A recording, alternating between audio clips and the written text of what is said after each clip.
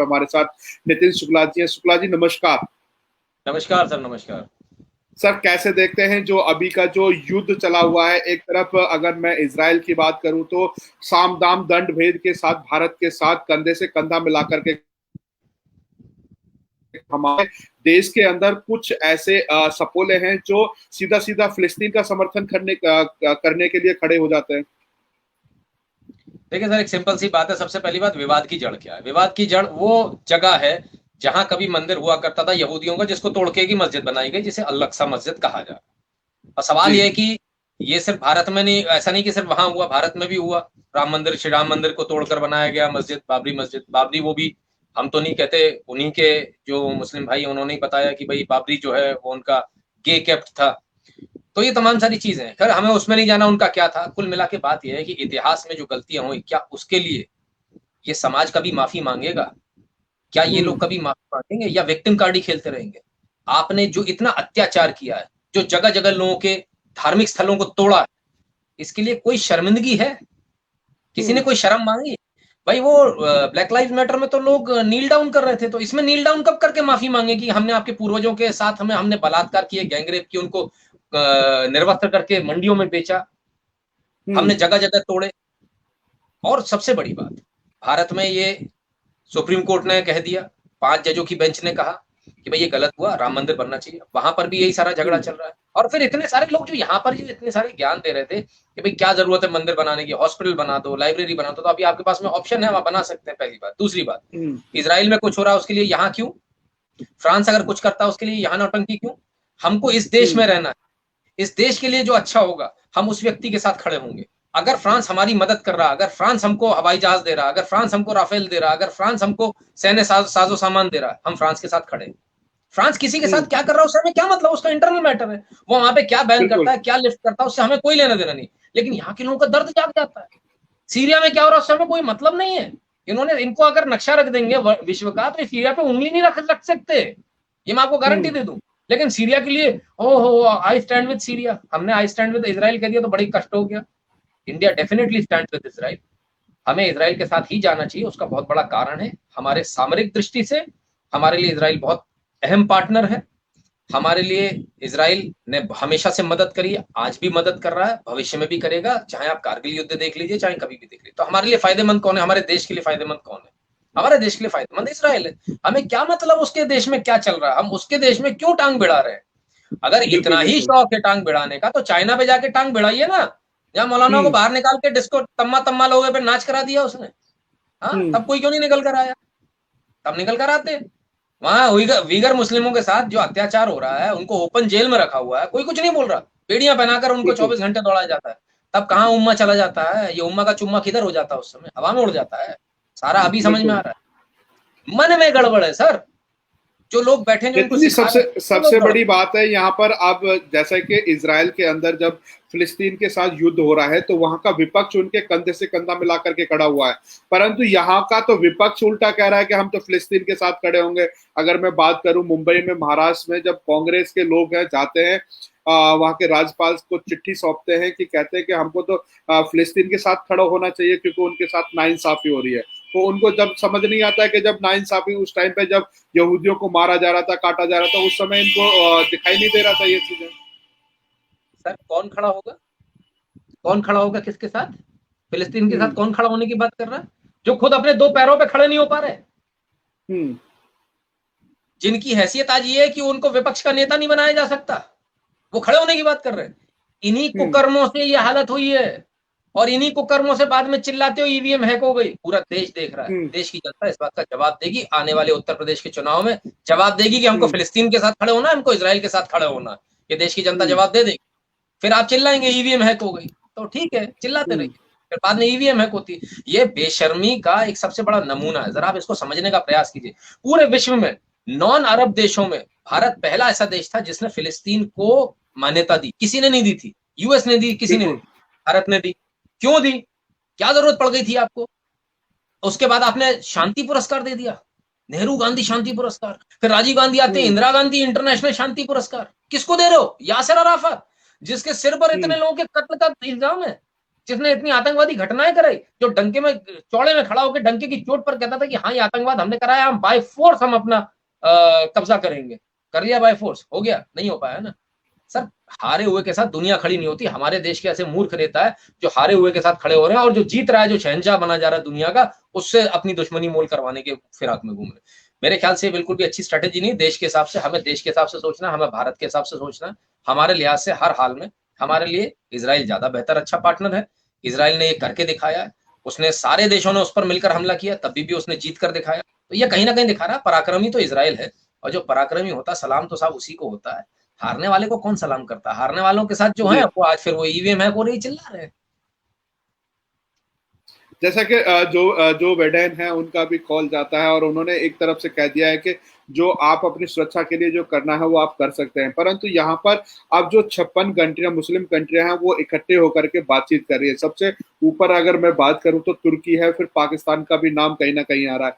और हमारे यहाँ के जो कहते हैं ना, जो टीचर हैं, बच्चों को एक ज्ञान देने की बात करते हैं, वो इस तरीके से जिहाद फैला रहे हैं और इस तरीके की यहाँ पर बातचीतें कर रहे हैं और उल्टा सीधा उनको समझाने की कोशिश कर रहे हैं। तो कैसे देखते हैं कि जो 56 कंट्रियां वो अब बात कर रही हैं कि इजराइल के साथ हमको क्या करना चाहिए?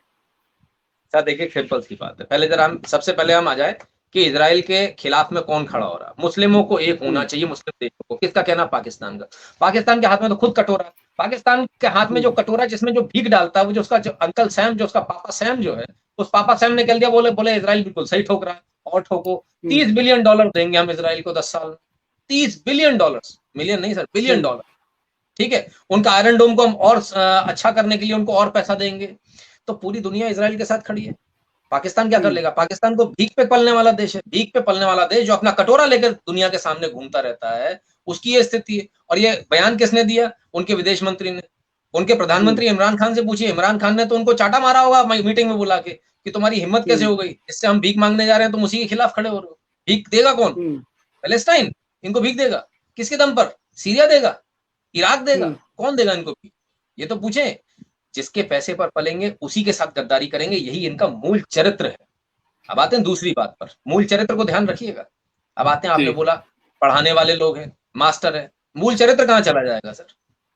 हमास जैसे आतंकवादी संगठन को, which is a designated terrorist organisation, Hamas, not only that, Palestine Liberation Organisation PLO, जिसके हेड थे, चीफ थे यासिर अराफत, वो भी डेजिग्नेटेड आतंकवादी संगठन था, है। ठीक है, तो आतंकवादी संगठनों का समर्थन करना, ये कहना तो इजराइल के लोगों का जो है वो है, उनका संगठन है, इजराइल के लोगों ने, पाकिस्तान के लोगों ने बनाया है। भैया फिलिस्तीन के लोगों ने क्या बनाया? आतंकवादी संगठन बनाया, लोगों का है। लोगों के पास बम होते हैं। मैं आपसे पूछता हूँ, आपके पास बम है, हथगोला है, रॉकेट लॉन्चर है, मिसाइल है? 48 घंटे से आप मिसाइलें ठोके जा रहे थे इजराइल पर, इजराइल मुंह पर उंगली रखे हुआ था, पूरे विश्व की चू नहीं निकली, और इजराइल ने जब पलट के ठोक दिया तो विक्टिम कार्ड निकल गया। बहुत सही किया इजराइल। हर वो देश जो ऐसी हरकत करता है उसको मुंह तोड़ जवाब दिया जाना चाहिए, उसको निस्तेनाबूद कर दिया जाना चाहिए। पाकिस्तान भी सुन ले कान खोलकर, अगला नंबर तुम्हारा ही है। निशान पूरा मिटने वाला है, ढूंढे से नहीं मिलेगा पाकिस्तान नाम का कोई देश था। बाज आ जाओ अपनी हरकतों से।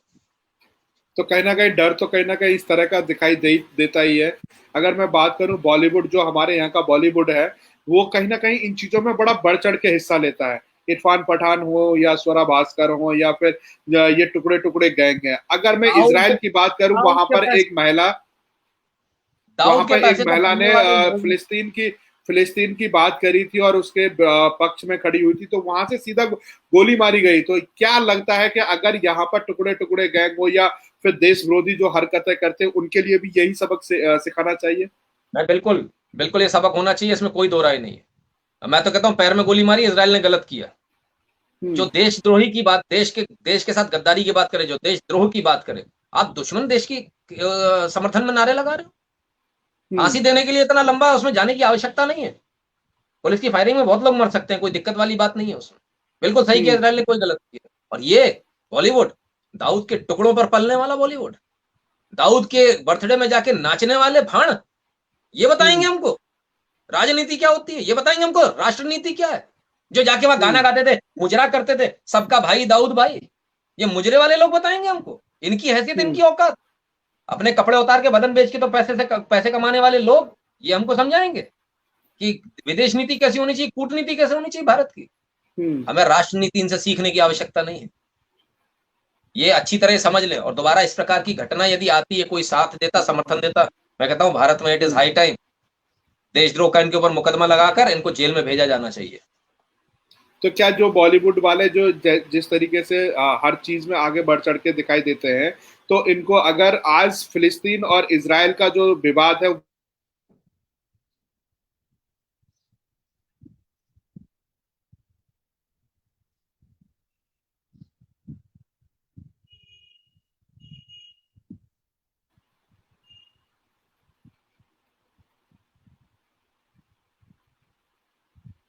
सुन पा रहे हैं? सर आवाज आपकी चली गई थी, जरा एक बार रिपीट कर देंगे सर? हाँ, मैं ये कह रहा था कि जैसा कि अभी जो फिलिस्तीन और इजराइल के साथ जो संघर्ष चल रहा है उसको तो बॉलीवुड देख रहा है, या मैं कहूँ कि हमारे देश के जितने भी बुद्धिजीवी लोग हैं वो सारे लोग देख रहे हैं। अगर बात करूं मैं कुछ दिन पहले की जो घटनाएं जो 2 मई के बाद जो बंगाल में हुई थी, उन घटनाओं पर ये चुप्पी साध लेते हैं और वहां पर बिल्कुल शांत रहते हैं। सर यही तो सबसे कमाल की बात है। मतलब आप ये देखिए, कश्मीर में जो हुआ उस पर चुप, कोई माफी नहीं मांग रहा। कश्मीर में आपने क्या किया, माफी कौन मांगेगा? बंगाल में जो हुआ सब चुप, माफी नहीं मांग रहे। दिल्ली में जो हुआ सब चुप, माफी नहीं मांग, माफी कौन मांगे? किसने शुरू किया था? किसके माइक से बार बार अनाउंसमेंट होता कि दंगा करो? सब चुप। बोलेंगे कहाँ के लिए? इजराइल के लिए। कभी गए हो इजराइल? ढूंढ पाओगे मैप में इजराइल कहाँ है?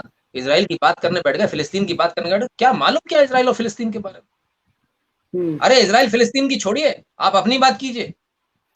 फिलिस्तीन का एक जो बॉर्डर है वो इजिप्ट से भी मिलता है। उस बॉर्डर पे क्यों दीवार बन रही है? इजिप्ट क्यों दीवार बना रहा है? इजिप्ट क्यों इनको गोली मार देता है? वो क्यों नहीं कहता कि उम्मा आ जाओ गले लगो मेरे? क्यों इनको घुसने नहीं देता अपने फिलिस्तीनियों को? उसे भी पता है आतंकवादी हैं, यहाँ के भी आतंकवाद फैलाए। इजिप्ट घुसने नहीं दे रहा। सीरिया तुमको वैसे ऑलरेडी बर्बाद हो रखा है। कौन सा देश है जो इनके साथ में? भैया इतना उम्मा तो आपस में उम्मा करो ना, किसने मना किया है? कोई मना थोड़ी कर रहा है। इतने सारे लोग जो रोहिंग्यास के नाम पर निकाले जा रहे हैं उनको अपने देशों में ले जाओ, किसने मना किया है? 60 देश है ना, 60 देश क्यों नहीं ले जा पाते? उनको क्यों दिखता है नहीं नहीं भारत में रहने चाहिए? क्यों?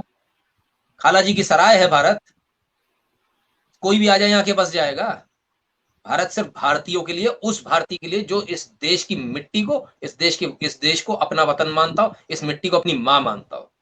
और यदि कोई नहीं मानता, वो किसी भी धर्म का हो, आई रिपीट, वो किसी भी धर्म का हो, उसको इस देश में रहने का अधिकार नहीं है। लानत है ऐसे लोगों पर जो गाते खाते भारत का और गाते दूसरों की।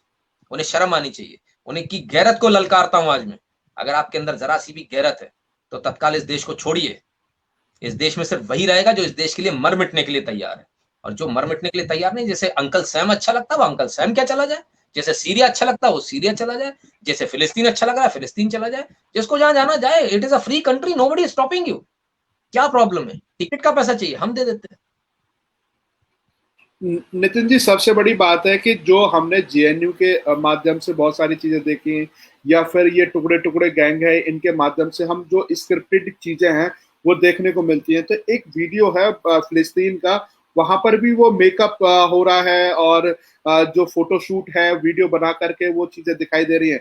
तो क्या ये सिंपैथी लेना चाहते हैं कि बहुत बड़ा अटैक इजराइल के माध्यम से किया जा रहा है हमारे ऊपर? मैंने आपसे क्या कहा, ये इनका मूल चरित्र है। मैंने आपसे उसी समय कहा था इस शब्द को ध्यान रखिएगा, इस सेंटेंस को ध्यान रखिएगा। मूल चरित्र। दिल्ली में याद है क्या हुआ था? वो अम्मा जो टाके लगवा रही थी अपने, पूछा क्या हो गया, बोले अरे मैं तो गिर गई, नाली में गिर गई। बाद में क्या बोलती है? पुलिस ने मुझे मारा। याद आ गया वो बुढ़िया? इस बुढ़ापे में आके शर्म नहीं आई झूठ बोलते हुए? शर्म नहीं आई? ये इनका मूल चरित्र है। चाहे भारत का दिल्ली हो चाहे फिलिस्तीन हो, हर जगह मेकअप करके पहुंचने वाले मेकअप आर्टिस्ट लोग हैं। विक्टिम कार्ड खेलेंगे, हाय हमारे साथ ही हो रहा है। तुमने जो मर्डर कर दिया उसके बारे में बात करो यार। तुमने जो 48 घंटे जो रॉकेट ठोके जिसमें हिंदुस्तान की एक नर्स की जान चली गई, उसका हिसाब कौन देगा? उस जान का हिसाब कौन देगा? दे रहा है फिलिस्तीन उस जान का हिसाब? माफी मांगी फिलिस्तीन ने? क्यों नहीं आया उनके हुक्मरान वहां से कि माफी मांगे हम कि भाई हमसे गलती हो गई, हमारा भारत से कोई लेना देना नहीं है, भारत की नर्स गलत मर गई? ये इतने सारे इनोसेंट लोग जो मारे जा रहे हैं, गलत मारे जा रहे हैं, हम 48 घंटे से जबरदस्ती बॉम्ब किए जा रहे थे, क्यों? आपको भी पता है, पवित्र महीना है, जुम्मा है, तो हमको तो दिखाना है। हर साल ऐसे ही होता है, हर साल यही लेकिन नाटक ये है। सबसे सबसे मजे की बात है कि कपड़े अमेरिका उतारता है, दाढ़ी चीन काटता है, बुर्का श्रीलंका फाड़ रहा है, इजराइल दरवाजा बंद करके मार रहा है, और कमीने हैं जो यहाँ पर जो आज फिलिस्तीन के साथ खड़े हैं, उनको डर भारत के अंदर लगता है। देखिए, डर इस बात का लगता है इनको, इनको डर इस बात का है कि गजवाए हिंद नहीं हो पा रहा, हम्म। इस बात का। जो गजवाए हिंद का सपना लेके चले थे ना, जो उन्होंने कहा था लड़के लिया पाकिस्तान, हंस के लेंगे हिंदुस्तान, तो बेचारे हम्म। उनके पुरखे मर गए इसमें सोच सोच के। और वो हम्म। तो उस समय सोशल मीडिया नहीं था, हम और आप नहीं थे, नहीं तो पाकिस्तान, अरे आप 1 इंच भूमि नहीं ले पाते। और हम्म। पाकिस्तान तो दोबारा रिक्लेम करेंगे, भारत पाकिस्तान दोबारा रिक्लेम करेगा, इसको लिख लीजिए। हम्म। पीओके की बात नहीं कर रहा हूं, पीओके तो है ही हमारा, वो तो बाई डिफॉल्ट हमारा है। मैं पूरे पाकिस्तान हम्म। की बात कर रहा हूं। पूरा रिक्लेम करेंगे और डंके की चोट पर करेंगे, आप भी यही है, मैं भी यही हूं, हमारी जिंदगी में होने वाला है। हम्म। ये जो नौटंकी है, हम डर रहे हैं, किससे डर रहे हैं? इतने रेप होते हैं, उसमें नाम किसका होता है? ये गैंग रेप में हम्म। किसका नाम होता है? बड़ा गजब का डर है। मुझे डर लग रहा है मैंने जाके गैंग रेप कर दिया, मुझे डर लग रहा है मैंने हम्म। जाके चाकू पेल दिया। हाँ, बड़ा गजब का डर है साहब, ऐसा डर मैंने आज तक नहीं देखा। इस प्रकार का डर तो भगवान बचाए ऐसे डर से। तो हमको भी डर लगना चाहिए फिर, पर क्या करें, हमको डर ही नहीं लगता। हमारे नालायक लोग, हमारे नालायक लोगों को डर नहीं लगता। हम्म। अच्छा नितिन जी, सबसे बड़ी बात है कि आज हमारे देश के अंदर जो सपोले हैं, जिनको कह सकते हैं जो अंदर रह करके जो काटने का काम करते हैं, उनको सपोला अगर सब यूज किया जाए तो वो ज्यादा बेहतर रहेगा मेरे हिसाब से। अगर आज फिलिस्तीन के साथ है, अगर कल को हिंदुस्तान और पाकिस्तान का युद्ध होने लगे, तो ये तो सीधे सीधे यहाँ पर गृह युद्ध छिड़ देंगे। बिल्कुल, डेफिनेटली। हम इससे पहले भी सेना ने आपको इशारे में कहा था, हम 2.5 युद्ध लड़ने के लिए तैयार है। एक हम्म। पाकिस्तान, एक चाइना, और आधा किधर का आपने कभी पूछा नहीं। तो मैं बता देता हूँ, हम्म। आधा आपका इंटरनल है। हम्म। और आप इसको पहले जितना जल्दी इसको सरकार सही कर ले उतना बेहतर है, वरना आपके हाथ से चीजें निकल जाएंगी, बाद में आप सिर्फ पछताते रहेंगे। ये जो स्लीपर सेल जो अंदर मॉड्यूल है, जो हम्म। माइक पे बोल रहे हैं, इन स्लीपर सेल्स को निकालिए। आम हम्म। जनता इतनी दोषी नहीं है, वो तो भड़काए में आ रही है। दोषी वो है बिल्कुल। जो माइक लेकर बैठा हुआ है। देशद्रोह की हम्म। धारा इस पर लगनी चाहिए, इसको जेल भेजो, जो माइक पकड़ के बैठा हुआ है, इसको अंदर करो।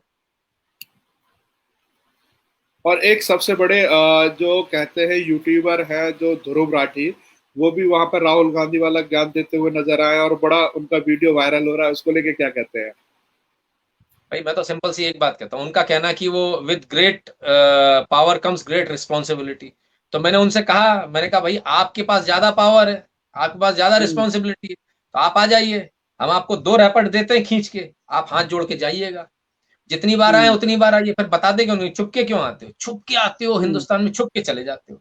हम आपके घर चले जाएं, सामान उठा लाए पूरा, तोड़ दें फोड़ दें पूरे घर को। हम्म। हम्म। आपके पास तो ग्रेट पावर है, तो ग्रेट रिस्पॉन्सिबिलिटी है। फिर आप कहना कि अरे नितिन जी हम्म। कोई बात नहीं, आपको सामान चाहिए था, आप मुझसे बोल देते, मिले जाता। ये किस प्रकार का बेतुका तुक है, आतंकवादियों का किस प्रकार का समर्थन है भाई? आप हम्म। आतंकवादी का समर्थन इस तरह से करोगे? ये ऐसी बेशर्मी, बेहयाई, इस प्रकार की हम्म। बेहयाई आतंकवादियों के समर्थन पे उतरा है।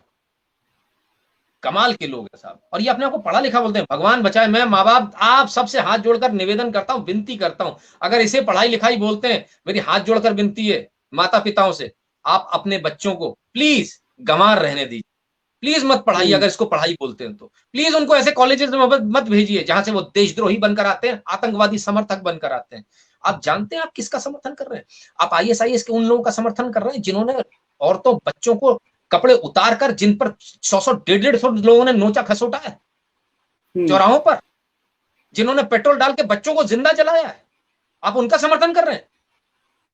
मैं सिर्फ एक बात पूछना चाहता हूं ध्रुव राठी से, ध्रुव राठी शादी नहीं हुई, माँ बाप तो हैं, अगर उनको हम्म। कोई ऐसा कर दे तब तुम क्या करोगे? बहुत सारे गए थे यहां से आईएसआईस में रिक्रूट होने, तौबा तौबा करके हम्म। वापस आए।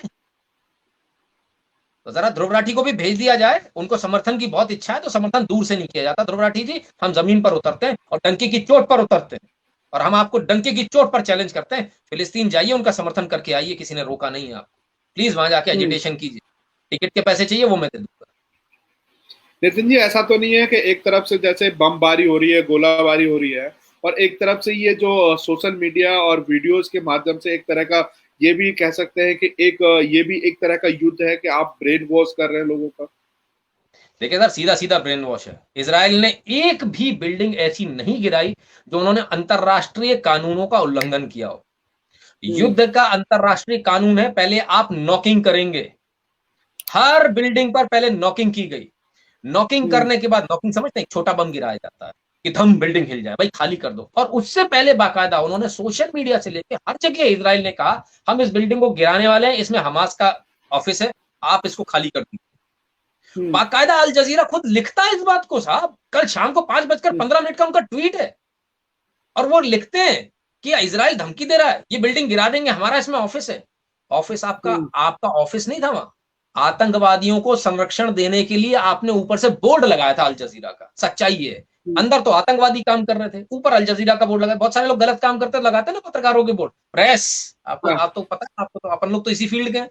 प्रेस लिख दो गाड़ी पे, अंदर ड्रग ले जाओ, असला ले जाओ, कुछ भी ले जाओ, जो करना करो, लड़की को उठा के ले जाओ। प्रेस लिखा है, कोई पुलिस वाला रोकेगा नहीं। और दादागिरी है, जानता नहीं कौन है। तो कुछ इसी तरह का अल जजीरा ने कोशिश करी, लेकिन इजराइल वो पुलिस वाला है जो ना सिर्फ उसने उतारा, गाड़ी से उतार के ढंग से इतने बैंत लगाए कि लाल दुकान हो गई है। बहुत अच्छा किया इजराइल ने जी, पूरी ऐड निकाल दी जी, बिल्कुल पूरी ऐड निकाल दी। और बहुत आवश्यक है, ऐसा ही होना चाहिए।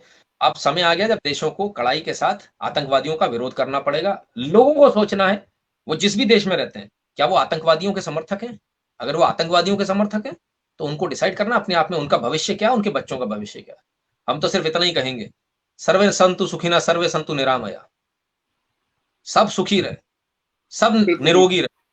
लेकिन यदि किसी के मन में ही रोग है तो उसकी वैक्सीन अभी तक नहीं बनी, उसकी कोई दवाई अभी तक नहीं। तो वो इसके लिए इजराइल वैक्सीन लेके तैयार बैठा ही है। उसने कह दिया आखिरी अंत तक हम। इजराइल वैक्सीन लेके नहीं बैठा था, इजराइल तो ओपन हार्ट सर्जरी कर दे रहा है। लोगों को हार्ट अटैक आ जा रहे हैं, वो तो सीधे ओपन हार्ट सर्जरी कर दे रहा है। बिल्कुल बिल्कुल